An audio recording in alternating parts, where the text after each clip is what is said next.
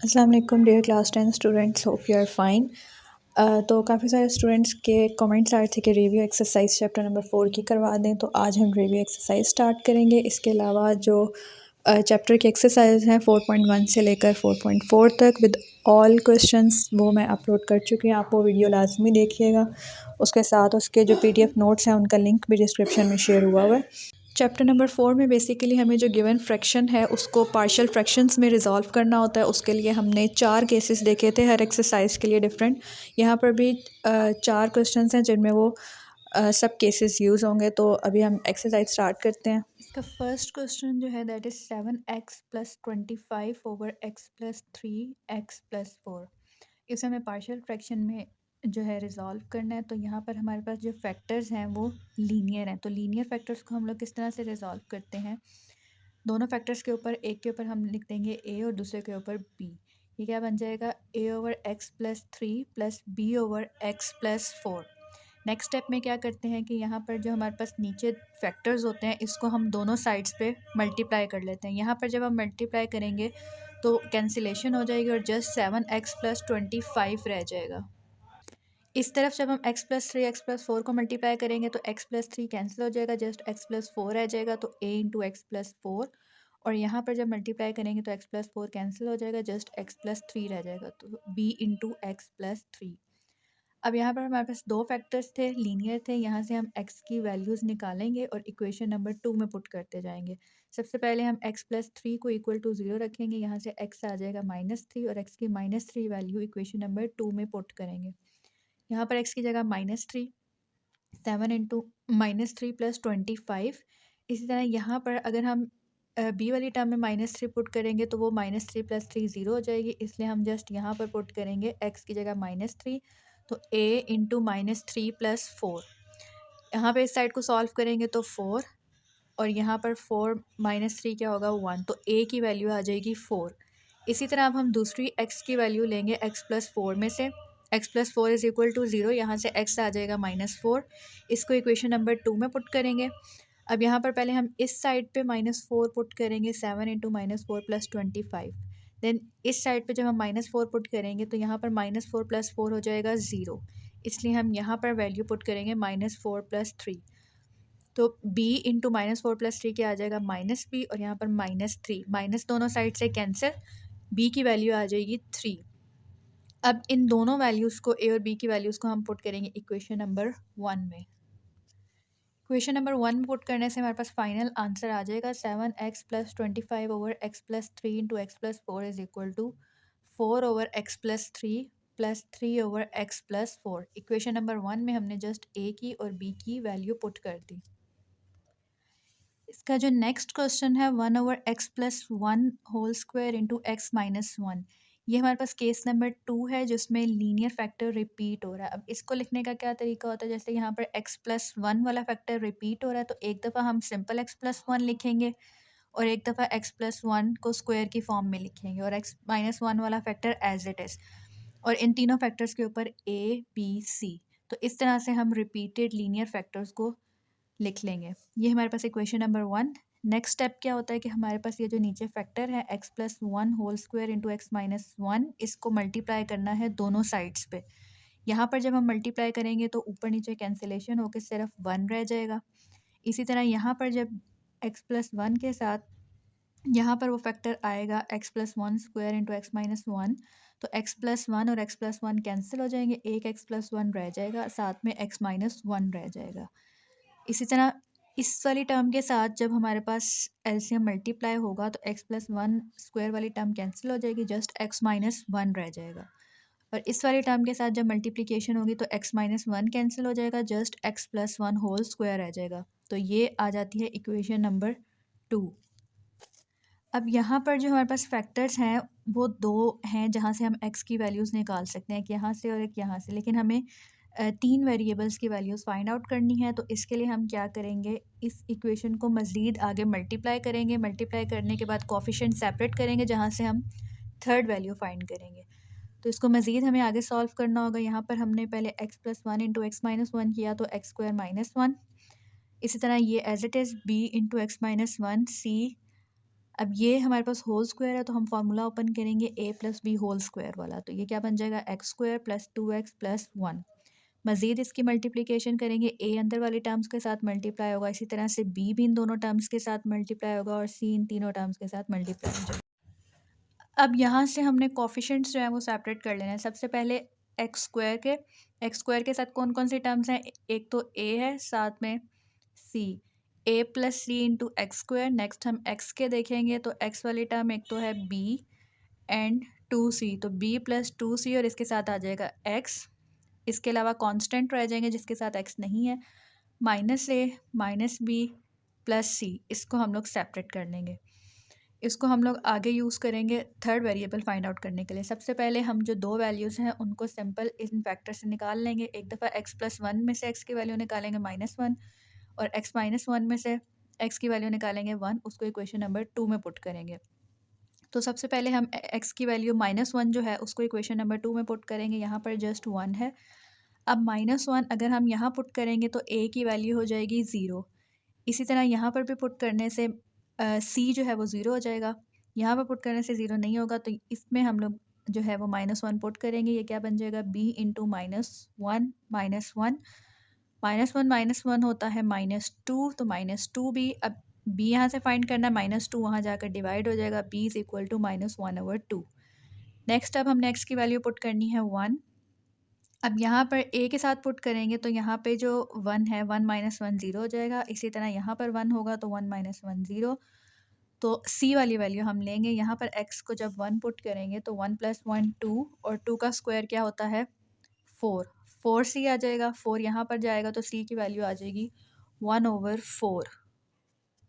b और c की values आ गई हैं। a की वैल्यू फाइंड करने के लिए हम यहाँ से कोई सा भी कोफिशिएंट लेंगे, या आपकी मर्ज़ी है एक्स स्क्वायर लेना है, x लेना है, या फिर कांस्टेंट लेना है, किसी से भी हम लोग जो है a की वैल्यू फाइंड आउट कर सकते हैं। यहाँ पर a नहीं है तो इसमें से a नहीं आ सकता, यहाँ हम ये वाला एक्स स्क्वायर के कोफिशिएंट्स ले सकते हैं या कांस्टेंट के। अगर हम एक्स स्क्वायर के कोफिशिएंट्स लेंगे तो यहाँ पर एक्स स्क्वायर के साथ क्या है a प्लस सी, और इस साइड पे एक्स स्क्वायर वाली कोई टर्म नहीं है, तो इसको हम कैसे लिखेंगे, a plus C is equal to 0। अब इस इक्वेशन के अंदर c की वैल्यू पुट करेंगे 1/4। 1/4 को दूसरी साइड पे शिफ्ट करेंगे तो a की वैल्यू आ जाएगी, दैट इज़ -1/4। अब हमारे पास तीनों वैल्यूज़ आ गई हैं, इनको इक्वेशन नंबर 1 में पुट करेंगे तो हमारे पास फाइनल आंसर आ जाएगा 1/x plus 1 whole square into X minus 1 is equal to -1/4x plus 1 -1/2x plus 1 whole square plus 1/4x minus 1। इसका यही वाला ठीक आंसर है। बुक के पीछे इसका जो आंसर है वो रॉन्ग है, ये वाला आंसर ठीक है। क्वेश्चन नंबर 4 है 5x square plus 3x plus 7/x square plus 5 into X square minus 9। अब यहाँ से अगर हम ये वाला फैक्टर देखें तो इसकी मज़ीद फैक्टराइजेशन हो सकती है, तो जिसकी फैक्टराइजेशन हो सकती है उसको हमने पहले फैक्टराइज करके फैक्टर्स लिख लेने हैं, फिर इसको सॉल्व करना है। तो एक्स स्क्वायर माइनस 9 को हम ऐसे लिख सकते हैं एक्स स्क्वायर माइनस 3 स्क्वायर, और इसके क्या फैक्टर्स बनेंगे, एक्स प्लस 3 एक्स माइनस 3। अब यहाँ पर हम एक्स स्क्वायर माइनस 9 की जगह क्या लिखेंगे, एक्स प्लस 3 एक्स माइनस 3। अब ये दोनों जो फैक्टर्स हैं ये लीनियर हैं और ये वाला क्वाड्रेटिक फैक्टर है। ये हमारे पास थर्ड केस है क्वाड्रेटिक फैक्टर्स वाला। जहाँ पर क्वाड्रेटिक फैक्टर आ जाएगा उसके ऊपर हमें दो वेरिएबल्स लिखने हैं। किस तरह से लिखने हैं, ए एक्स प्लस बी की फॉर्म में, क्योंकि ये क्वाड्रेटिक फैक्टर है। नेक्स्ट वाले लीनियर हैं तो उसके ऊपर हमने सिंपल एक ही वेरिएबल लिखना है। एक्स प्लस 3 के ऊपर लिखेंगे सी और एक्स माइनस 3 के ऊपर लिखेंगे डी। ये बन जाएगी इक्वेशन नंबर 1। नेक्स्ट स्टेप क्या होगा कि हमारे पास ये जो एलसीएम है या ये जो तीनों फैक्टर्स हैं इनको हमें दोनों साइड्स पे मल्टीप्लाई करना है। यहाँ पर मल्टीप्लाई करेंगे तो वो कैंसिल आउट हो जाएंगे, just 5x square plus 3x plus 7 रह जाएगा। इसी तरह इस वाली टर्म के साथ मल्टीप्लाई करेंगे तो एक्स स्क्वायर प्लस 5 कैंसिल हो जाएगा, एक्स प्लस 3 और एक्स माइनस 3 वाली टर्म रह जाएगी जो ए एक्स प्लस बी के साथ मल्टीप्लाई होगी। इसी तरह यहाँ पर देखें तो x प्लस 3 कैंसिल हो जाएगा, तो पीछे क्या रह जाएगा, एक्स स्क्वायर प्लस 5 और x माइनस 3, ये c के साथ मल्टीप्लाई होंगे। और जब d के साथ करेंगे तो x माइनस 3 जो है वो कैंसिल आउट हो जाएगा, जस्ट एक्स स्क्वायर प्लस 5 और x प्लस 3 रह जाएंगे जो कि d के साथ मल्टीप्लाई होंगे। अब ये बन जाएगी इक्वेशन नंबर 2। यहाँ पर जो लीनियर फैक्टर्स हैं वो दो हैं, जहाँ से हमारे पास दो वैल्यूज़ आ जाएंगी, बट बाकी दो वैल्यूज़ निकालने के लिए हमें कोफिशिएंट्स जो हैं वो कंपेयर करने पड़ेंगे, इसलिए हम इसको आगे मज़ीद मल्टीप्लाई करके लिख लेंगे।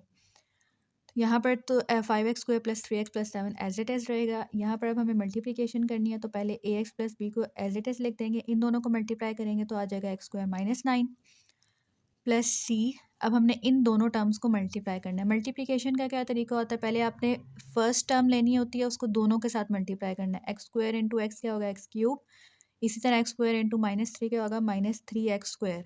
अब 5 लेंगे, 5 को इन दोनों के साथ मल्टीप्लाई करेंगे। 5 इंटू एक्स क्या होगा, 5x, और 5 इंटू -3 क्या होगा, -15। सेम नेक्स्ट में हमारे पास d एज इट इज़ रहेगा। x² प्लस 5 और x प्लस 3 को मल्टीप्लाई करने से हमारे पास ये टर्म आ जाएगी। मज़ीद हमें मल्टीप्लिकेशन करने के लिए अगले स्टेप में जाएंगे। ax पहले x² के साथ होगा तो ax³, देन ax 9 के साथ होगा तो -9ax। अब b x² के साथ होगा तो bx², और जब b -9 के साथ होगा तो -9b। फिर इन सब टर्म्स को भी c के साथ करेंगे, सबके साथ c ऐड हो जाएगा, और इन सारे टर्म्स को d के साथ करेंगे तो हर टर्म के साथ d आ जाएगा। यहाँ पर मल्टीप्लिकेशन हो जाती है कंप्लीट। अब हमें क्या करना है, कोफिशिएंट सेपरेट करना है। अब यहाँ पर जो x की हाईएस्ट पावर है वो 3 है। सबसे पहले x³ के जो है हम कोफिशिएंट्स देख लेंगे कौन कौन से हैं। यहाँ से देखें तो a, c एंड d। तो a plus C plus D x³। Next x² के देखेंगे, b -3c प्लस 3d। ये सारे फैक्टर्स हम लिख लेंगे x² के साथ। नेक्स्ट x के देखेंगे, -9a plus 5c plus 5d into x. बाकी जो हमारे पास कांस्टेंट रह गए हैं जिसके साथ x नहीं है, वो वाली टर्म सेपरेट कर लेंगे। वो कौन कौन सी है, -9b, -15c एंड 15d। तो इस तरह से हमने कोफिशिएंट सेपरेट करके लिख लिए हैं। अब पहला वाला लीनियर फैक्टर देखें, x प्लस 3, यहाँ से x की वैल्यू आ जाएगी -3। इसको हमने पुट करना है इक्वेशन नंबर 2 के अंदर। इस साइड पे पुट करेंगे तो 5 इंटू -3² प्लस 3 इंटू -3 प्लस 7। यहाँ पर जब हम -3 पुट करेंगे तो इस वाली टर्म में जब हमने -3 पुट किया तो ये -3 प्लस 3 ये तो हो जाएगा 0। इसी तरह डी वाले में भी अगर हम -3 यहाँ पर पुट करेंगे तो डी वाली टर्म भी 0 हो जाएगी। सी में अगर हम -3 पुट करते हैं तो वो 0 नहीं होता, तो इस टर्म को हम लोग यूज़ करेंगे। यहाँ पर सी के साथ x² की जगह लिख देंगे -3² प्लस 5, और यहाँ पर x -3 की जगह -3। यहाँ पर 3 का स्क्वायर 9, 9 इंटू 5 45, 3 इंटू 3 -9 प्लस 7, और यहाँ पर इसको सॉल्व करने से आ जाएगा 14। -3 होता है -6।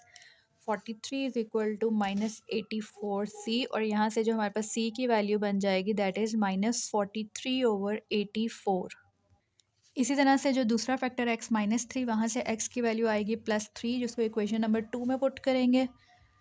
तो 2 में पुट करने से जो a वाली टर्म है और साथ में c वाली टर्म है वो तो 0 हो जाएगी। d वाली टर्म 0 नहीं होगी क्योंकि d में हमने जब +3 यहाँ पर पुट करेंगे तो ये कैंसिलेशन नहीं होगी। तो d वाली लेंगे, यहाँ पर x की जगह 3 पुट करेंगे और इस वाले x की जगह भी 3 पुट कर देंगे। इस साइड पे सॉल्व करने से 61 आ जाएगा, और यहाँ पर 84d, 84 वहाँ जाकर डिवाइड होगा तो d की वैल्यू क्या बन जाएगी, 61/84। अब दो वैल्यूज़ हमारे पास आ चुकी हैं, मज़ीद हमें दो वैल्यूज़ निकालनी है जिसके लिए हम यहाँ से कोफिशिएंट्स जो हैं वो कंपेयर कर लेंगे। सबसे पहले x³ के कोफिशिएंट कंपेयर करेंगे तो a plus C plus D किसके बराबर आएगा। यहाँ पर x³ का कोई कोफिशिएंट नहीं है तो इसको इक्वल टू 0 लिखेंगे। इसी तरह फिर हम x² के करेंगे b -3c प्लस 3d, उसको किसके इक्वल पुट करेंगे, यहाँ पर जो x² के कोफिशिएंट हैं, यहाँ पर x² के साथ क्या है 5, तो 5 is equal to b -3c plus 3d। तो यहाँ पर मैंने दोनों कोफिशिएंट्स कंपेयर करके लिख ली हैं। 0 is equal to a plus C plus D. अब c और d की वैल्यू हमने फाइंड कर ली है, उनकी वैल्यूज़ पुट करेंगे। -43/84 प्लस 61/84, इसको सॉल्व करने से आ जाएगा 3/14। अब हमें a चाहिए तो 3/14 को दूसरी साइड पे शिफ्ट करेंगे, a आ जाएगा -3/14। इस तरह यहाँ से हमें b फाइंड आउट करना है, c और d की वैल्यूज़ पुट कर देंगे। इसको सॉल्व करने से हमारे पास इस पूरी टर्म को सॉल्व करने से आ जाएगा 26/7। 26/7 वहाँ पर शिफ्ट करेंगे, 5 - 26/7 क्या बन जाएगा 9/7। ये हमारे पास b की वैल्यू आ जाएगी। चारों वैल्यूज़ आ चुकी हैं, अभी हम इसे इक्वेशन नंबर 1 में पुट करेंगे। तो ये थी हमारे पास equation number 1, 5x² plus 3x plus 7/x² plus 5 into x² -9 is equal to, यहाँ पर क्या था ax प्लस b। ए की जगह पुट कर देंगे -3/14 और बी की जगह 9/7 divided by x square plus 5। सी की वैल्यू क्या थी -43/84, तो इस तरह से -43/84 और साथ में जो फैक्टर था x+3। डी की वैल्यू थी 61/84 और साथ में उसका फैक्टर x-3। अब मज़ीद अगर हम इसको सिंप्लीफाई करें तो यहाँ पर हमारे पास ये दो फैक्टर्स हैं, इसको हम लोग सेपरेट करके लिख सकते हैं। एक दफ़ा -3/14 एक्स के साथ एक्स स्क्वायर प्लस 5 लिख देंगे और एक बार 9/7 के साथ एक्स स्क्वायर प्लस 5। तो इसको मज़ीद सिंप्लीफाई करेंगे तो ये ऐसे बन जाएगा -3x/14 x square plus 5 plus 9/7 x square plus 5। ये आ जाएगा इसका फाइनल आंसर। अब जो इसका लास्ट पार्ट है वो थोड़ा सा लेंथी है बट बिल्कुल सिंपल है। इस पे अगर हम देखें तो 8x² / x² + 1 होल स्क्वायर और x² - 4। यहाँ पर भी अगर हम ये वाला फैक्टर देखें तो ये मज़ीद फैक्टराइज हो सकता है। तो पहले हम इसको फैक्टराइज करेंगे। x² - 4 किसके बराबर होगा x² - 2² और इसकी फैक्टराइजेशन करें तो x+2 x-2। अब हम x² - 4 की जगह क्या लिख देंगे x+2 x-2। अब ये हमारे पास क्वाड्रेटिक फैक्टर है और ये रिपीट हो रहा है, तो ये फोर्थ केस है जिसमें रिपीटेड क्वाड्रेटिक फैक्टर्स होंगे। तो इसको कैसे लिखेंगे? जब हमारे पास रिपीटेड फैक्टर होता है उसको एक दफ़ा हम स्क्वायर वाली टर्म के बगैर लिखते हैं, x² + 1 only, then x² + 1 whole square. अब क्योंकि ये दोनों फैक्टर्स जो हैं वो क्वाड्रेटिक हैं तो इन दोनों के ऊपर दो दो वेरिएबल्स आएंगे। इसके ऊपर लिख देंगे ax + b और इसके ऊपर cx + d। नेक्स्ट वाले जो फैक्टर्स हैं x+2 और x-2 ये लीनियर हैं तो इनके ऊपर एक एक वेरिएबल आ जाएगा e/x+2 + f/x-2। ये बन जाएगी इक्वेशन नंबर 1। अगला स्टेप, ये जो नीचे एलसीएम है इसको हमें दोनों साइड्स पे मल्टीप्लाई करना है। यहाँ पर मल्टीप्लाई करेंगे तो जस्ट 8x² रह जाएगा। इसी तरह इस वाली टर्म के साथ जब ये मल्टीप्लाई होगा तो x² + 1 एक कैंसिल आउट हो जाएगा, एक x² + 1 रिमेनिंग है, साथ में x+2 एंड x-2। इसी तरह इस वाली टर्म के साथ मल्टीप्लिकेशन होगी तो हमारे पास ये दो फैक्टर्स रह जाएंगे, ये वाला फैक्टर कैंसिल आउट हो जाएगा। तो cx + d के साथ क्या आ जाएगा x+2 एंड x-2। अब इस टर्म के साथ करेंगे तो x+2 कैंसिल हो जाएगा, बाकी फैक्टर्स x² + 1 होल स्क्वायर और x-2 रह जाएगा। और लास्ट वाली जो टर्म है f/x-2, इसमें x-2 कैंसिल हो जाएगा, बाकी ये वाले फैक्टर्स रह जाएंगे। तो f × x² + 1 whole square × x+2, this is equation number 2। अब दो फैक्टर्स हम लोग दो जो वैल्यूज़ हैं उनको हम सिंपली निकाल सकते हैं x की वैल्यूज़ पुट करने से। बाकी जो दो हैं उसके लिए हमें कोफिशिएंट कंपेयर करना है, तो मज़ीद हम इसके आगे करेंगे मल्टीप्लिकेशन। यहाँ पर 8x² और इधर जब हम पहले ax + b को x² + 1 के साथ करेंगे, ये बन जाएगा ax³ + bx² + ax + b। x+2 और x-2 को करें तो x² - 4। इसी तरह यहाँ पर x+2 x-2 x² - 4 और ये मल्टीप्लाई होगा cx + d के साथ। देन यहाँ पर जो स्क्वायर वाला फार्मूला है वो ओपन होगा, a² + 2ab + b² वाला, तो ये बन जाएगा x4 + 2x² + 1 × x-2 + f। यहाँ पर भी स्क्वायर वाला फार्मूला ओपन कर देंगे, x4 + 2x² + 1 × x+2। मज़ीद हमने जो है इसकी मल्टीप्लिकेशन कर लेनी। यहाँ पर मल्टीप्लिकेशन थोड़ी सी लेंथी होगी, ये आपने ध्यान से करनी है। पहले हम लोग ये वाली जो टर्म है ax³ इसको x² के साथ भी करेंगे, -4 के साथ भी करेंगे। इसी तरह फिर bx² लेंगे, इसको x² के साथ भी करेंगे, -4 के साथ भी करेंगे। देन ax को x² के साथ भी, -4 के साथ भी, इसी तरह से b को x² के साथ भी और -4 के साथ भी। तो ये एक स्टेप में जो है हमारी पहली मल्टीप्लिकेशन होगी। नेक्स्ट में क्या करना है, उसी तरह से आप cx को पहले x² के साथ, फिर -4 के साथ, देन d को x² के साथ और -4 के साथ, और इसी तरह से जो बाकी है e को और f को, पहले हम इन दोनों फैक्टर्स को मल्टीप्लाई कर लेंगे और जो आंसर आएगा उसके साथ e भी मल्टीप्लाई हो जाएगा। इसी तरह पहले इन दोनों फैक्टर्स को मल्टीप्लाई करेंगे और जो आंसर आएगा उसको f के साथ मल्टीप्लाई कर देंगे। मल्टीप्लिकेशन आपने यहाँ से वेरीफाई कर लेनी है और इसको ध्यान से करना है। मल्टीप्लिकेशन के बाद यहाँ पर मैंने जो कोफिशिएंट्स हैं वो सेपरेट कर लिए हैं। सबसे पहले x5 के, then x4, x³ x² x और कांस्टेंट, ये सारे कोफिशिएंट्स जो है मैंने सेपरेट कर लिए हैं। अब सबसे पहले जो हमारे पास लीनियर फैक्टर्स थे x+2 और x-2, उनमें से हम लोग x की वैल्यूज़ निकाल के इक्वेशन नंबर 2 में पुट करेंगे। तो x+2 से हमारे पास x आ जाएगा -2, जिसको हम इक्वेशन नंबर 2 में पुट करेंगे। इस तरफ 8x² था, x की जगह डाल दिया -2, 8 -2 इंटू स्क्वायर। अब -2 बाकी जो हमारे पास वेरिएबल्स थे वहाँ पर पुट करने से ज़ीरो हो रहा था, सिर्फ ई वाला जो ई वाले फैक्टर्स थे वो ज़ीरो नहीं हो रहे थे, तो मैंने यहाँ पर जस्ट ई वाली वैल्यू ही लिखी है। यहाँ पर 4 किस वजह से है, क्योंकि -2 का स्क्वायर क्या होगा 4, तो 4 + 1 होल स्क्वायर, इस तरह -2 अब इसको सॉल्व करने से आ जाएगा -100 और इधर 32, 100 को हम यहाँ पर शिफ्ट करेंगे और कैंसिलेशन के बाद ई की वैल्यू क्या बन जाएगी -8/25। अब एक्स की वैल्यू हमें पुट करनी है 2। अब ये भी बाकी जो हमारे पास वेरिएबल है उनके साथ वैल्यू ज़ीरो हो जाती है, जस्ट एफ़ रह जाता है रिमेनिंग। तो एफ़ में जब हम वैल्यूज़ इस साइड पे जब पुट करते हैं तो 100 बन जाता है, और यहाँ पर बिल्कुल उसी तरह से 32, और एफ़ की वैल्यू यहाँ पर हमारे पास सिंप्लीफिकेशन के बाद आ जाती है 8/25। दो वेरिएबल्स हमने इस तरह से निकाल लिए और बाकियों के लिए हमने कोफिशिएंट्स कंपेयर कर लेने हैं। सबसे पहले हम यहाँ पर देखें x5 के कंपेयर करें तो a + e + f = 0, क्योंकि यहाँ पर x5 का कोई भी कोफिशिएंट नहीं है, इसलिए 0 के इक्वल लेंगे, और x4 का जो है उसको भी 0 के ही इक्वल लेंगे। b - 2e + 2f = 0, क्योंकि यहाँ पर x4 का भी कोई कोफिशिएंट नहीं है।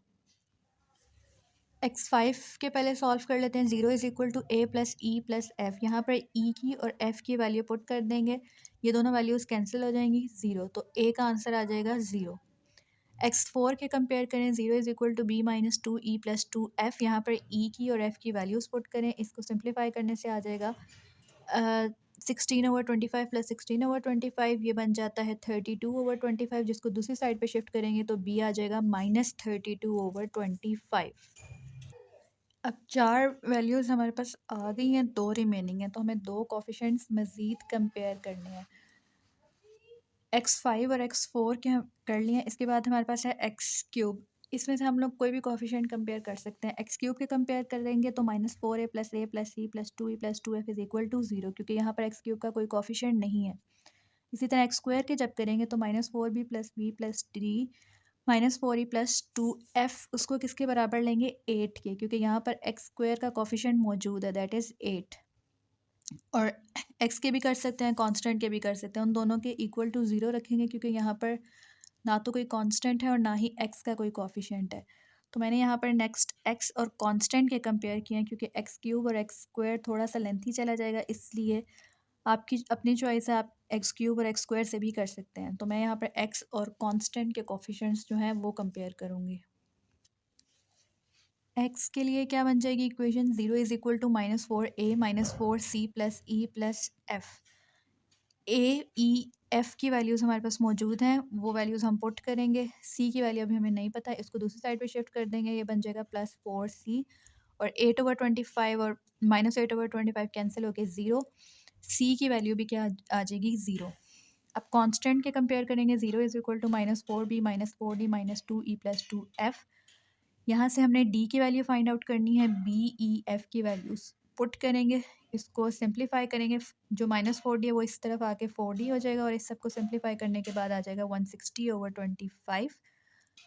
4 जो है वो यहाँ आकर डिवाइड हो जाएगा, इसको सिंप्लीफाई करें तो डी की वैल्यू हमारे पास आ जाएगी 8/5। अब हमारे पास सारी वैल्यूज़ आ चुकी हैं, इन सब को हम इक्वेशन नंबर 1 में पुट करेंगे।